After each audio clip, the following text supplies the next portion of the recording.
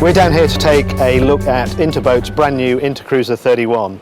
A couple of days ago we took this boat out for a ride around the Solent, so we know how it performs on the water, and we're here to take a look round inside and outside the boat and see what it's all about. So the great appeal to me of this boat is its incredible versatility. What looks like a normal hull is actually an interesting hybrid shape, and so it comes in two completely different forms.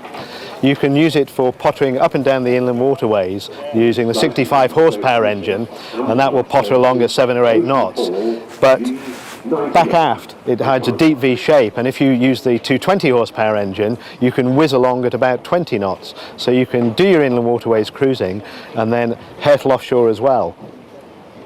Normally an inland waterways cruiser won't be built to quite the same sort of tough standards as an offshore boat, and the great thing that makes this capable of its dual role is its incredibly sturdy construction.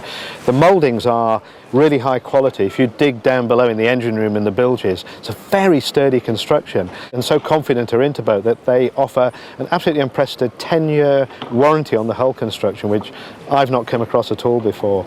And some of the details on this boat as well, these incredibly nice chromed hatches and tough fittings like the big rope fender, they're not the sort of things you would normally expect at this sort of price point. This boat starts at around £148,000, including VAT. I think that's very good value for money. The cockpit that I'm standing in is a fairly straightforward affair, but what makes this space very versatile is that Interboat major on providing really versatile range of interchangeable canopies that allow you to potter along the inland waterways or go offshore. So you can have this forward canopy that gives you a lot of protection, the back canopy, you can have the sides down, the sides up, the back down, or completely leave the whole thing off. So it's a very versatile area here.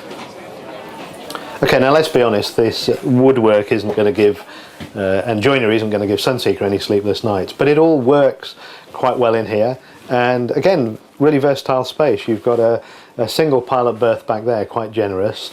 This converts into a double berth if you so wish, and there's a V berth forward. This owner opted for a separate fore cabin to give him more privacy, but in fact you can have this area open and an island berth there, double berth there, open to the cabin.